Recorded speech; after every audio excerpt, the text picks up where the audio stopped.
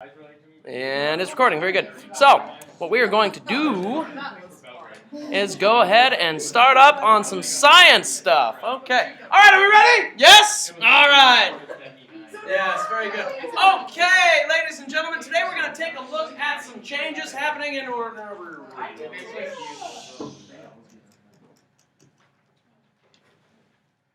We'll let it get awkward.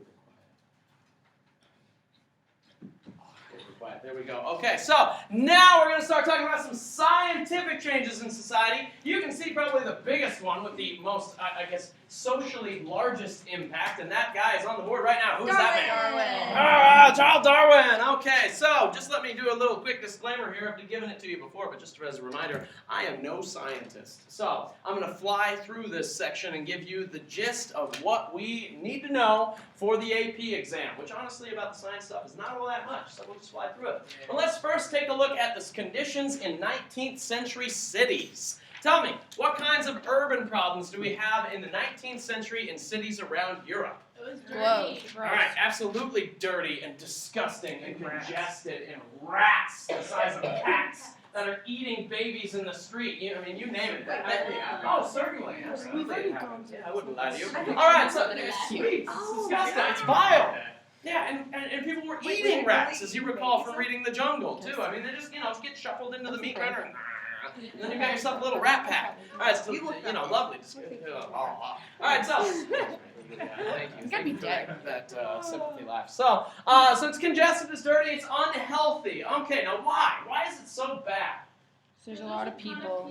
There's a ton of people. All right, so let's look at the Middle Ages. You recall that in the Middle Ages, it was the same kinds of conditions, except it didn't have the industry to go along with it. So it had foul air because buildings were built so that they kind of leaned in together the higher they would go. You had mud and rats everywhere. You had lice as a universal affliction. Frankly, it's not clean or nice in a city in Europe in the Middle Ages either. But the largest city you had at that time was 100,000 people, and that was huge. That was London, largest city in Europe at that time. Now, how is it significantly worse, though, once we add industry and tenement houses? We get into the industrial revolution. Yeah, way more people. Exactly. So you get into the millions at that point. And so you have tons of people crowding into these locations, and then many of them are filling tenement houses. And what are tenement houses? All right. Low income places to live, exactly. And remember, the basement apartment is the worst place you could possibly live. Why? Yeah, things seep through the windows because the poopsmith, he's a busy man, but he doesn't get there very often. And because when you don't have a place to go in most of these places, you'll often, if you don't throw it out the window, you'll go in the basement apartment, relieve yourself, and then say, oh, hey, Taryn, hey, nice to see you. And then, walk out. And so, Taryn's house is filled with everyone in this entire tenement house is defecating in her house, and she can't get out of there because, well, you can imagine. All right, so infectious disease, as you can imagine, is absolutely rampant as well. There's no good air quality, and so people are breathing crap, literally, through their lungs all the time, and it's just absolutely vile and disgusting. And there's really not that much they can do about it. Another big thing about this, though, is we live in a walking city at this time. Walking city. Why do they call it walking city? All right, obviously you don't drive. We don't have electricity until the late 19th century in the progressive cities, and then not until the early 20th century until most of the other ones. And then in other big cities, you've got really cramped type of conditions, and so you're walking everywhere, but then when you're walking on these very cramped and narrow streets, there are also horses walking on these cramped and narrow streets. And they are, an ideal type of transportation for the upper class, because they don't got to deal with it, right? But what's everybody else going to have to do? Poop. Yes, they poop everywhere. You're walking through it everywhere. And so, enjoy that. There's also no parks and open areas at this time in most cities. And so, again, cutting down on breathing space, making it so that there's very little room for you to just, kind of breathe some fresh air. And so, it's, disgusting. Quite disgusting. And then a big question that came up in the 19th and early 20th century is, our cities are vile. Is this because of the Industrial Revolution? What do you think? Is this the cause of as the result, of the Industrial Revolution? What do you think? Yeah, it progressed too fast. Okay, definitely progressed too fast. Made the conditions significantly worse, but were they bad to begin with? Remember the medieval city? Was it this dirty and disgusting?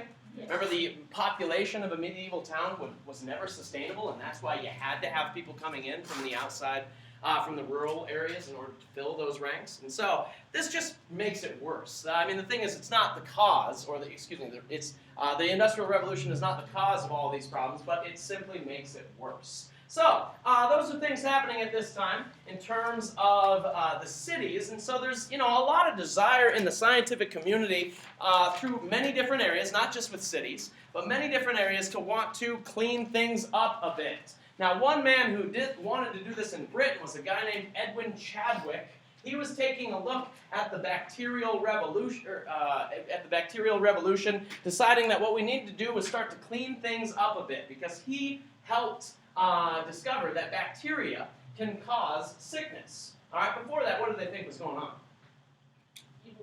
Okay, so they thought evil, malicious spirits, right, religious causes was causing you to get sick. They thought if you sinned too much, you'd get sick. All right, and then some other things that they thought were that if you were breathing foul air, that would actually clean you of diseases and clear you of diseases. So they figured that the only way that you could actually get sick is if you ate the stuff, all right, which is disgusting. But they thought if you ate the stuff, then you get sick. But otherwise, the foul air will actually help kill the bad bugs out there that cause tuberculosis, that cause cancer, all of those things. They're thinking, hey, it's good to have foul air. All right, so Edwin Chadwick's thinking, maybe not, guys. What we need to do is realize that there's a lot of people in poverty who are constantly dying of diseases, quickly infectious diseases. So he did a little study in Great Britain in the 1840s that revealed that poverty helps create a faster death rate. You guys remember in your DBQ that we looked at with Manchester and the dirty conditions there, and how they had a significantly lower life expectancy? Right? One of the guys that came up with that idea was Edwin Chadwick, and you also have a document from Edwin Chadwick when he was discussing the Poor Law. All right, so the Poor Law findings, what these said in Britain was that poor people, because they live in such destitute circumstances, and because there is no clean air, because there's no clean water, what are they more likely to catch? Because you live in bad circumstances, because it's not clean, what are you more likely to catch? Disease, and therefore you're more likely to die. And so a progressive reformer like Edwin Chadwick, what does he think we should do you think? Clean it up. Clean it up. Anyone know what he's going to come up with? Sewer systems. Sewer systems, yeah. All right, so he's going to come up with this thing called the sanitary idea, which is, here you go, I owe you a 5-5, very good. So, the sanitary idea, which said that we need to clean up our living environments by simply removing the waste. Now, we could depend on the poopsmith to do all of that for us, but again, he's an overly burdened man. You remember New York in the turn of the 20th century. How much manure, human and animal waste, piled up in one day in New York City? 100 tons of animal and human waste per day in the streets of New York City. Lauren just ate a cupcake. I'm sorry, Lauren. I hope you're enjoying this discussion today. Okay, and so the poopsmith, he might visit once a week, if that, in your neighborhood. And so in 1 week in New York, how much of that are we going to build up in the streets? 700 tons! And then when the poopsmith does come through your neighborhood, he, scoops it into the little carrying cart that he's got. He wheels it over to the water source, dumps it in, and then just downstream, because I don't know anything about bacteria, I'm just going out of the water. Oh, and then bathing in it too. Oh, no! Okay. Sorry, Lauren. Hold it down. Okay, so Edwin Chadwick said, hey, sanitary idea. Let's clean it up! Makes sense, doesn't it? Let's clean it up. It makes sense. All right. So with the miasmatic theory of disease, we have people that are starting to realize that putridity spreads disease. So finally, they're realizing that. By the way, what is putridity? Putridness, good. So, nasty, vile material. That's a nice way of saying poop. So, poop spreads disease. Okay, so if we have too much of that everywhere, you're going to get sick. And so they're finally realizing that with the miasmic theory of disease, which means that it spreads through the air and you breathe it in. So now they're deciding we got to get rid of it. Then we have other thinkers out there and scientists out there that are going to find other ways to clean things up a bit, such as Louis Pasteur. And now, Louis Pasteur is going to add to the developing germ theory that's coming about by realizing that germs are the nasty, vile little creatures, living beings that are carrying this gross stuff into our bodies and making us sick and die, right? And so what's his way of cleaning stuff up? Pasteurization. What is pasteurization? You heat it up real quickly and then Kill it back. Yes, you heat it and kill it. Exactly. All right, and where did he develop these ideas? What did he start out doing? And then he was like, whoa, that could work on so many things. Milk. All right, so before milk, it was Silk. beer. Beer. All right, so he was messing with beer brewing, and as he was brewing this beer, he's like, well, wait a second. When I heat the beer and get it really hot and fermented, that also causes it to kill all the gross stuff inside. That's why, by the way, most people were safer drinking beer or wine at this time than they were drinking water, because water was so disgusting and vile. But beer, because it was fermented and had to be boiled, it would clear up all the gross stuff. And so he's going to say, well, hey, I should turn it into my own theory. I'm going to call it pasteurizing after me, because I'm awesome. And I'm going to use it not only for beer, but what else? everything else. Milk and everything else. I got an instrument that I want to use to cut someone open. What should I do with it first, maybe? Boil it in hot water and get it really, nice and clean, and then use it on them after it cools down, obviously, because that would be just rude, right? All right, so, and then we have others out there like Robert Koch, I think is how you say his name, or Koch, something like that. So, Robert Koch is going to tell us... Yeah. Well, actually, he's right. I can't remember which nationality this guy is, but if you were German, wouldn't you pronounce it Koch? Right? Nathan? Koch. I think so. All right, so we'll call him Robert Koch. Just keep things interesting. So Robert Koch is going to come up with the idea of vaccination, or he's going to be one of the forerunners in vaccination in germ research. Now, this is kind of fun. All right, so I don't think he was the guy that actually messed with smallpox vaccines, but he's going. But first, let's just start with what a vaccination is. Let's start there. What is it? A little bit of You disease. put a dead virus in there so the body recognizes and kills the virus. Right? There you go. So you develop these sentries inside of your body. They're white blood cell sentries that attack things that are seen as foreign, right? And so if you put just a little bit of that vaccine in there, a little bit of that dead virus, they can start to attack it and get accustomed to it. So we had some people out there that discovered how to do this by looking at smallpox, right? So smallpox was probably one of the most deadly diseases in world history. I mean, it's killed millions, tens of millions of people. Just look at Native Americans and the effects that had upon their population, killing nearly, estimated 90% of all people on the North American and Central and South American continents, all because of smallpox. So, it's a very deadly disease. So what they did was they discovered that if you took a little bit of cowpox and injected it into a person, it was a close enough strand that it would actually turn into a smallpox vaccine. So the problem, though, is convincing people to do this. Because imagine some illiterate working-class mother or something who's told that we're going to take a little bit of this cowpox, shoot it into you and your baby, and then you won't get smallpox. All right, what were they thinking? They're like, oh, no, are you kidding me? There were actually stories of people who thought after they got the cowpox vaccine, actually stories of people who would look in the mirror because they thought they were developing bovine-like ears and large bovine-like hairs coming out of their face, and they kept feeling their nose like, oh, no, I'm turning into a cow, right? So it's kind of a fun little thing about vaccinations that thankfully, for the most part, has gone away. Thankfully, for the most part, anyway. All right, and then we have Joseph Lister. Anyone know what Joseph Lister is going to come up with? We had pasteurization, which is boiling, right? But then what's Joseph Lister going to say? Listerine. All right, the Listerine idea. Very good. So you guys, anyone gargle with Listerine in the morning? Yeah, what's in it? That makes it hurt. Alcohol. Yeah, exactly. So what is the antiseptic principle? Alcohol. So you use alcohol to clean things, okay? How revolutionary is this idea? To use alcohol to clean things like instruments before surgeries. Incredible. Before the Civil War, for instance, remember our demonstration of the Civil War field hospital last year? Just one body to the next, dull blades, you're not cleaning anything in the process, blood splattered all over you. Disgusting! Right? I told you, it'd get worse. So with antiseptic, by the way, when you have that kind of situation, you can get a thing called sepsis. And what is sepsis? Anyone know? It's blood poisoning, and it attacks your entire system. So it's like a systematic infection that will kill you if you're not careful with it. So if you get sepsis today, or a septic infection, you're in big trouble. So what this does is it helps prevent that by cleaning some of those nasty germs that would cause it by using alcohol. And so the results, what do you think the results are going to be for us here? It dropped.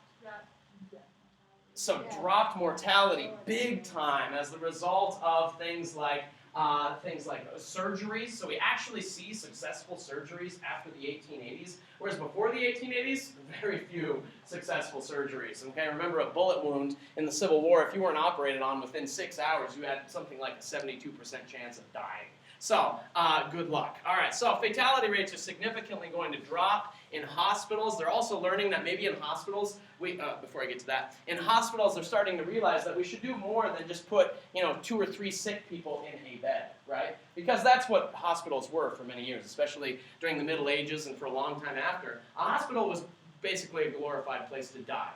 And honestly, I'd rather be sick and dying at home, because what they do is they bring you to this hospital, they put 2 or 3 of you in a bed, and then they just kind of walk away, And then a nun/nurse might come up and, say prayers with you and try and make you feel better, but otherwise, you're dead. So now they're starting to see, well, maybe if we clean things and hire nurses and doctors to do things, it's going to start working a little better. So it will help dramatically. Then we also have some other research and design types of things happening at this time, like thermodynamics. Tell me about thermodynamics.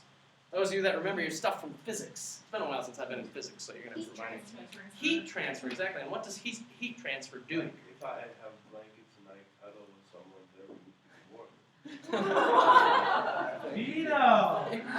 Yeah, all right, well, I can't beat that. All right, that's a good example, sure. Okay, so transfer of energy is another way of putting that. Thank you. All right, so the law of conservation of energy. What was the law of conservation of energy? Anyone remember that one? There you go. Not lost, only transferred. Okay, kind of like. Never mind. I'm not gonna go. All right. So then we have Dmitri Mendeleev. Okay. So Dmitri Mendeleev, he is working with organic chemistry. What's he gonna invent? Periodic table, which will be of use where?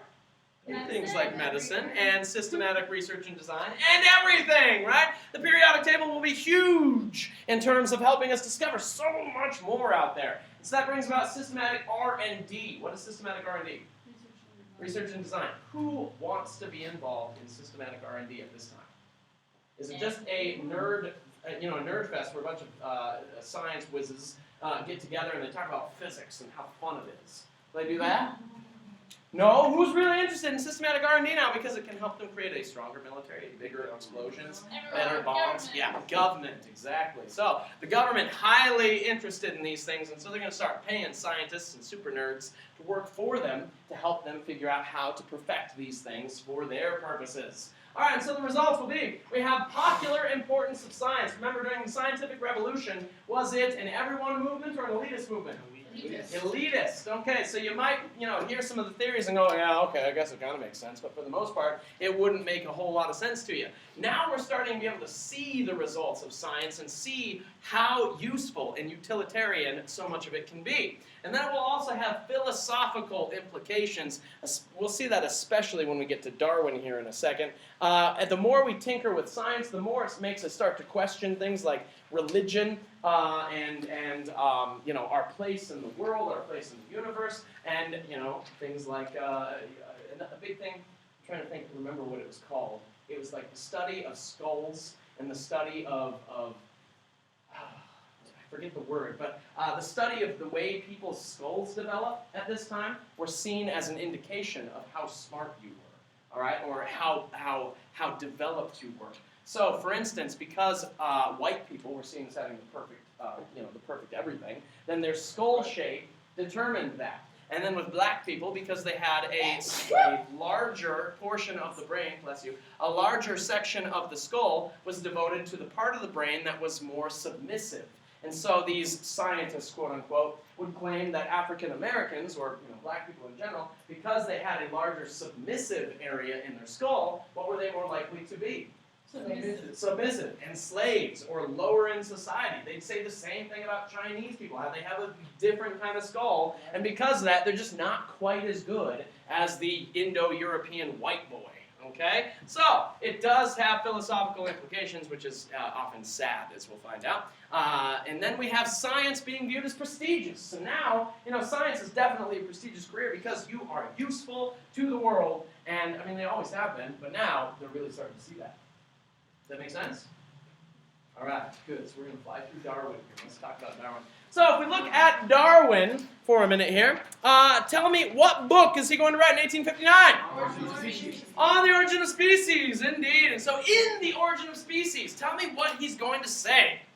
Only the strong survive. Why? Natural selection. Why? Because nature's selected to survive. So Uh-huh. only the best. So you'll carry on those traits, whereas others will die quickly, and they will be able to not carry on those same traits through enough generations, right? Okay, good. And then where did he get all of his evidence and his information? How did he come up with this idea? The Galapagos. Just the Galapagos? That doesn't seem like a very good place to get all your information. He went to like one scientific, one natural library, No. essentially. Where did he go? Just the beagle. He went on the Beagle. Where did the Beagle go? Galapagos Island. Where else? That's only one location. That's one hotspot on the globe. Where else did he go? That's all he needed? That doesn't sound like a very sound theory. Other islands? Where? Yes! Alright, good. And then? He went all over the place, didn't he? He went all over the South American coast. He went to the Galapagos where he found his best information. He went everywhere. He went around the globe, which is a term we use with Magellan and his crew. What's the term? Circumnavigated, indeed. So what he's going to, his premise or his basic underlying thesis is that organisms evolve over time to provide them with the ability to survive in a hostile world, in a hostile environment that wants to kill them. And there are things in that environment that will and want to kill them, right? And so the only way to survive is to develop better instincts, better natural attributes, and then do what with those attributes? Carry them on, exactly. You must pass those to the next generation, and if you don't, your species will cease to exist. So his influences, all right, so he's got lots of influences. First of all, he's got the Beagle. 5 years on the Beagle. So he's going to stop at some islands. I believe these ones right here, this first dot, these are the Cape Verde Islands, if I'm not mistaken, because Columbus also stopped there. Then he's going to bop all over the South American continent. Why is that important? I mean, everyone always says the Galapagos, which is true. But if he just went to the Galapagos here, would he have any basis of comparison to the other islands and other sections of land very close by? No. No. So he has to go all over the place in order to have more bases of comparison. Now, while he's doing it, what's he doing on the Beagle? As he's traveling along, I mean, he's what? Journaling, documenting. He's drawing pictures of everything, from plants to animals to you name it, right? So he's doing everything in the process. Another thing that's going to influence him will be Thomas Malthus. What did Thomas Malthus write? The one about the population. Yeah. On the population. principle of human population. Okay, and so on the principle of human population, what did Malthus say? Population. Arithmetic, Where Population. Okay. population Food is arithmetic. Population's geometric. The area in between is starvation. Exactly. Now, through natural processes in the world, according to Malthus, like war, disease, famine, low birth rates due to less copulation because you copulate later in life, all of those things can influence population in what way? Positive. Positively. He calls those positive checks. That sounds a lot like survival of the fittest if you think about it. And that's where Darwin's getting many of his ideas too. Yes? How did Darwin pay for his trips? Those are not Good question. cheap back then. Those are like... Yeah, that I don't know. Because I mean, Talk those to are the like, Omans. that's like you doing like a... traveling around the world, staying in the nice hotels, having your own private jet. It's not Indeed. cheap. And then you're going to have to pay the crew who's taking on the ship. You're going to need supplies. I don't know. That's a good question. It could have been the Academy of Sciences that he was working for at that time. And then the king and the queen, they were interested in it. But, which is kind of ironic because it comes back with all these crazy radical ideas that ticked everybody off, right? Okay. So, Malthus is another one. Artificial breeding is another one too. So he was looking at the way that peas and horses are created, right? So peas and horses, they don't really go together typically, right? But can you artificially produce peas? Yes. Yes. So you can take strands of peas and then mix them together in a way that they create bigger and better peas. Can't you do that? Now, you can do that with any plant if you're careful and if you know what you're doing with horticulture. So he was looking at that, horticulture practices, to make bigger and better agricultural produce. And then he was looking at husbandry. What is husbandry? animal production. All right, so animals, getting animals to copulate. Now you get the best stallion horse to copulate with the best nag, and then all of a sudden you've got yourself a whole bunch of good horses, right? And so what's that telling him? With those traits are being passed on Yeah. to the best. Exactly. And then I can't remember how you produce a donkey. But if you get a bad horse and a mule, and then you produce a donkey, right? Okay, so that also gives him an indication of, wow, if we, it can go either way. You can have the really good stuff and then the really bad stuff. Couldn't that also work in nature in any different species? Yeah, without people actually having to put these two in a pen and then get them, so, it can just happen in nature. Can it also happen with humans? Indeed, and that's where he's getting controversial. All right, and so the importance of his theory is that he's proving it. He is proving all of this stuff through a massive accumulation of data on the evolutionary process. He's going to, nearly every continent, and along the way accumulating all kinds of data and proving his theories. So the problem, though, is that it's going to turn in the impact of this thing. Oh, sorry, I forgot about this. Natural selection we just talked about, where nature will selectively choose the things that are most fit to survive, and those that are not will simply die. Anyone remember where he got his idea on that one? The bird beaks. The bird beaks, exactly. Were they finches? Yeah, finches on the Galapagos. So the finches on the Galapagos had a longer beak, correct? Yeah. If I'm not mistaken, and Like then different parts of the island or whatever. yeah, and then on a different part of the island where they didn't need the longer beaks, they didn't have them. They had shorter ones, right? And then over across the coast, over on South American tip, they had shorter beaks as well. So we noticed the ones that needed the long beaks had them because what did they do throughout the generations? They developed them and copulated and spread that. All right, exactly. So natural selection can have beneficial purposes for the survival of your species. The impact, though, will be extremely positive for science. But the question is, we still debate it today, don't we? There are still schools. We're a Catholic school that teaches Darwinism, right? But there are still schools over in Texas, for instance, that make it illegal for you to teach Darwinism, or Louisiana. Illegal in many areas to teach Darwinism. Any ideas as to why? And what? In colleges too? In college. Yeah. Yeah, there's still arguments about it. Why? Okay, against, Christian faith. Because the Bible dates humanity to about 6,000 BC, isn't that it? About 6,000 BC, if I'm not mistaken, in the book of Genesis. Whereas we've found Homo sapien remains that are something like 60,000 years old or older. So, the Bible's dating of things versus, what we've discovered through science don't really mesh, okay? And so you go where you want with that one, but the impact that we're going to see in society is it turns into a social science too. So there's the debate just about the scientific stuff, but then there's the debate about the social science aspect too, because anytime you get scientific theories that can in any way relate to humans, what are, especially racist humans, going to end up doing? Using that to prove things about themselves and why they're awesome. So they're going to take the statistics, the data, and the methods used in Darwinism to prove their theories about themselves to determine human law. And so, for instance, the biggest example of this one for us today is Herbert Spencer. Herbert Spencer is going to take Darwin's theories, and what's he going to do with it? He says, Darwin says, survival of the fittest in nature. And then he also, in one chapter... Apply that to making it right, colonize everything, take over, Good. Very good. Yeah, be used as a justification for imperialism and for racist endeavors throughout the 19th century. So, what I was about to say was that Darwin did allude in one chapter of Origin on the Species to the fact that certain races are just better. All right, and so he hinted that white races are more prone to survive under certain conditions. African races are more prone to survive only in their region, but not in others, type of thing.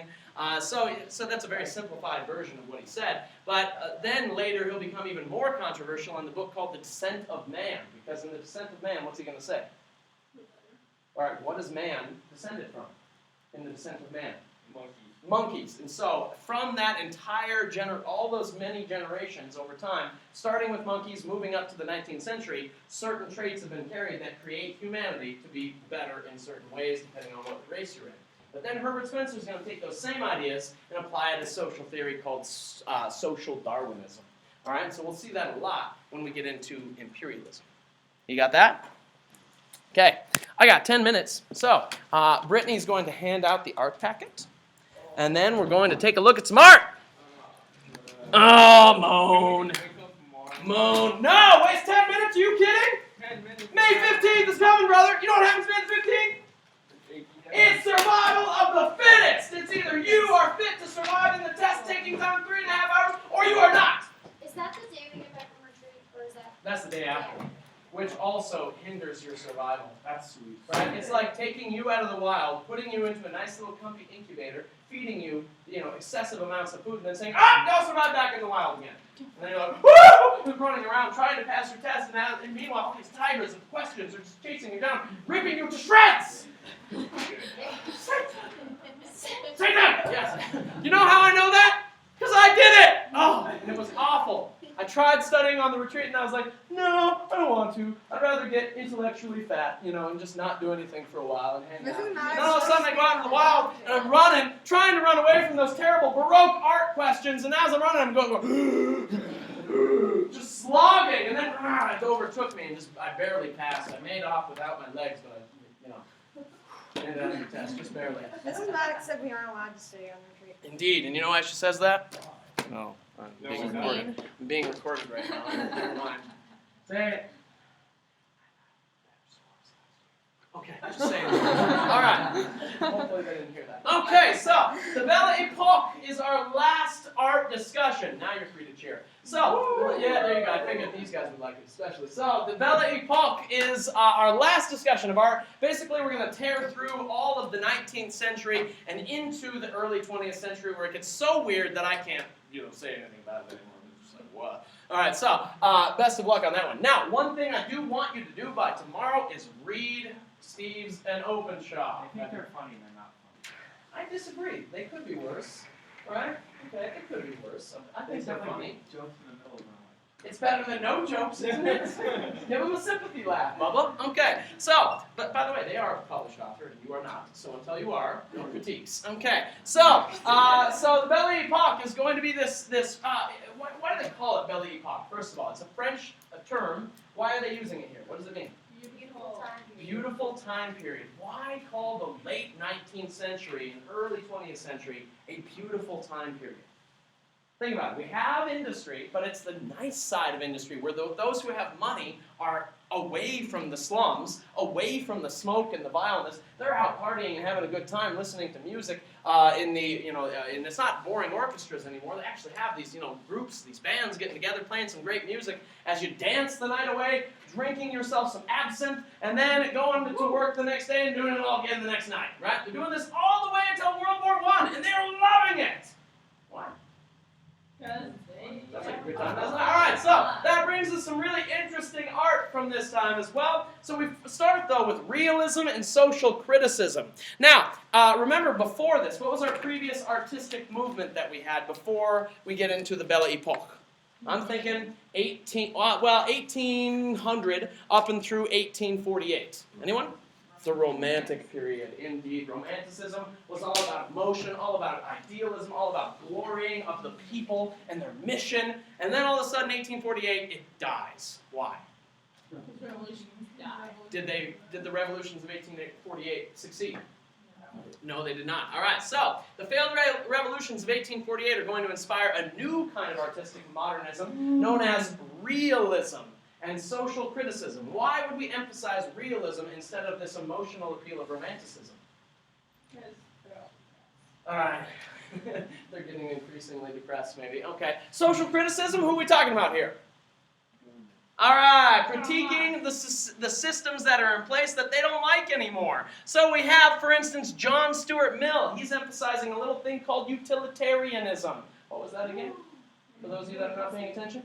Utilitarianism. Forrest, define it for us. Like if something's useful, then that's good. If it's not useful, so like abortion, you kind of consider utilitarian. Okay, arguable, but all right. And then the thing he was talking about at this time, though, was women's suffrage, because he was big on helping out women in England get the vote. Why would it be utilitarian for women to just have the vote? Because that makes more equal to men. Yeah, all right. And so it's more than just a social equality and idealistic kind of thing, but also it's like, well, hey, we need more voters to bring about better measures. And so many people would say that too is arguable, but thankfully we can hopefully agree that it's a good thing. Okay, and then Karl Marx and socialism. How is that social criticism? How is Marx social criticism?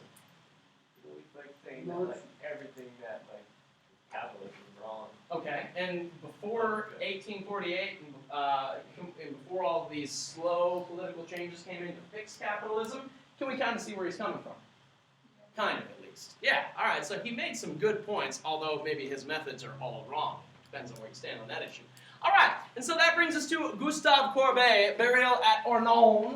He is giving us a painting that has a lot of socialist undertones. Anyone know where we see socialist convictions in this painting? Cross? Okay, it's not the cross. No. There's a dog. Maybe everyone's in the middle. Okay, everyone's intermingled. Good. So here, I mean, you see an everyday scene. This is realism, right? Everyday scene. There's nothing glorified about it. It's a burial. Someone died. Here's the, here's where they're putting them, and then everybody's just kind of gathered. No one's doing anything that exceptional. But you can see that everyone is together. They're all massed together in kind of this black swath that goes like a black wave that goes across the painting here, and they're all just kind of blended together with the coloration too. So, it's he was a socialist. He's giving us some of his socialist convictions here with the black pigment that's stretching out across the backs of them, especially to kind of unite them under an umbrella. And then, what else was I going to say? Yeah, that's good enough. All right, good for you? Good enough for Dino. All right. So, now we have Francois Millet and the Gleaners. All right, so tell me about the scene. What do you see? There's some women. Some women's. What kind of women's? Poor women's. What kind of women's? Poor women's. Black women. Slaves. Poor black women. I don't know when this was done. That would have been helpful here. But they could be slave women. But either way, they are women working in a field. Black women working in a field. And what is a gleaner? Anyone know? Okay, so you see those bountiful harvests in the background right here? And then the overseers sitting right there, right? I'm seeing Django Unchained right here. It's just making me... Man, that was a good movie. Holy crap. All right, so here you see the harvest. Are these ladies getting that harvest? No. No, what do they have to live off of? The scraps that they can glean from the field, that they can pick off the field. The stuff that's left behind by the threshing, that is what they have to live on. So is that much? No. All right, not at all, especially not for them or their family. And yet, that's realism, isn't it? That is life for these women. How about this? Honore, Daumier, and the third-class carriage. All right, what are we seeing here that makes it social realism, artistic realism? Anyone? What do you think? What's happening in this picture? Let's start there. All right, so we got a really old lady, definitely. Got an old lady. Then we got young mother, right, with her baby. And we got young boy sitting here next to the old lady. And then what's interesting about this is it's a third-class carriage. And so when you're riding in one of these third-class carriages, it's cramped. It's not comfortable. It's not ornate. It's not beautiful or nice in any way. And yet, what do you notice about this third-class carriage? You got some bourgeois dudes, right? And so maybe the class separation is not always what it seems, because occasionally a bourgeois dude's going to end up in the third-class carriage too. Maybe it was an accident because they just didn't have room for the bourgeois dude and they didn't want to take a later train or whatever. But still, at any rate, there's this intermingling. Now, is there anything romantic about it? Not really. Is there anything that awe-inspiring about it for the average viewer? No. And that's what makes it what? Realism. All right. So you guys remember realism in literature? You've read some of it. I think Return of the Native might be a good... No, that was more romantic. The Jungle. That's a perfect example of literary naturalism or literary realism. Okay? What was in The Jungle that made it realistic, down to earth, real? Disgusting facts. Rats. Okay, what about the livelihood of the people that are living throughout the novel? Sucked, quite frankly. Terrible, yes. All right, so there's nothing glorified about it. It's the same thing in art at this time. All right, here we're starting to move out of that a little bit, move out of some of that social realism, and we'll talk about it tomorrow.